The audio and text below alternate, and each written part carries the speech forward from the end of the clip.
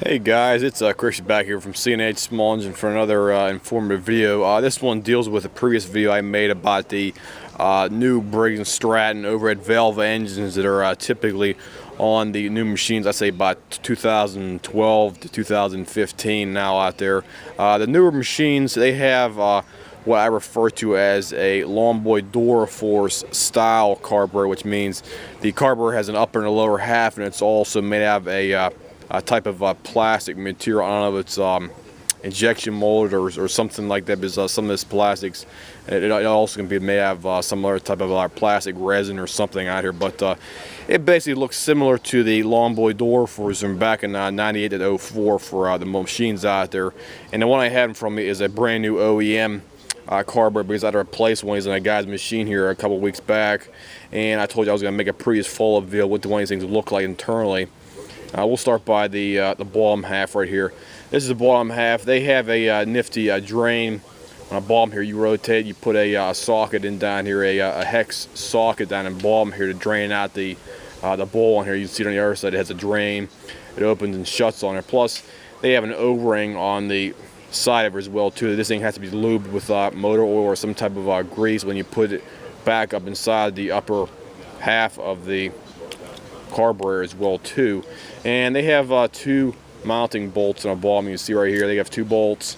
These two bolts fit in these slots right here. There's a certain way that these things go in here, because the one black one's on the far side, and the non-covered black, or the non-covered one over here, fits in the side closest to the drain. I don't know why they do that, but that's what it is. So I'm going to put it back the same way as I originally take them off these things anyway. So that's what they look like on the bottom half. The upper half has this top automatic choke system on here as well too. You can see this right here. That's how they work on top. Plus you have your governor controls, everything else for your throttle as well too. On the other side right here, here's another picture as well too from the other side. The input line for the fuel line as well. And this here's the front side. It looks similar to the Pulsar Prime Briggs carburetors that are on like the classic style engines on the front here as well too. So this is basically like an upgraded version of the older Pulsar Prime carburetors, except it's plastic as well as the old one was. And the earlier, real early Pulsar Prime ones were all metal. These new ones are all plastic, so there's a differentiation between those two right there as well too. And this one has the Briggs and Stratton logo stamped on the, or I should say molded on the outside, because these are probably injection molded or something out there. They basically heat up a real hot plastic and injection mold into some kind of a mold in there for that.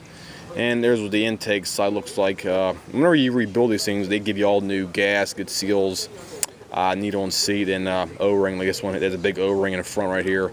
Plus you have your typical O-ring behind your white disc right here, and underneath that. On the other side, your bottom part where your float's at, right down here, I'll show you this down here as well too. This is basically your emulsion tube right here. This whole thing pulls directly out of here, and you have three little pipes down the side there. It's most imperative that you take this thing completely out of there and rebuild that as well too. Plus, clean out the three pipes that go down through here, because your one pipe goes up through, and that's actually your emulsion tube. Let me see if I can flip this thing around and show you that. Let me see the other side here. Your emulsion tube is way down inside down there. You probably can't really see, but this thing's automatically closed every time you open this thing up on here. So let me try to show you down inside there. But you can see your emulsion tube way down inside. There's a little white tit thing sticking up down inside there, and your emulsion tube is in the middle portion of this. It's right down inside down there. And they have two other little tubes, one on this one side, one on the other side, that basically go down inside there. And I guess it mixes the gas as it should from the factory. I'm not an engineer, so I don't know how it exactly works, but that's how it looks like it works down inside there. And you have to take this thing apart here when you're rebuilding these things, because they get a lot of crap up inside those tubes in there. And you just basically clean the whole thing out, put in a ultrasonic Jaws tank as well too, and do that as well. Plus you also get a new float pin on this thing as well too, plus a new needle and a seat you have to stick down inside these things as well too. You don't get a new float, because these floats are pretty much guaranteed for life on most of the machines out there for that. So that's basically your typical review for the newer style carburetors that are out there on the newer overhead valve engines from Briggs and Stratton. They're usually about 4 horsepower up to about, I think, about 6 to 6.5. This is their budget entry line carburetor that they have on the overhead valve small engines out there for that. So anybody has any questions, comments, whatnot about something like that right here, you can either email me here or call me after business hours. Do not call me during business hours because I'm trying to work here. So call me after hours if you have any like basic questions, or just simply leave me a message on my page here, and I'll probably answer you a lot quicker since I'm always online and stuff like that. So just give me a call here or leave me a message on my page. I'll see you guys.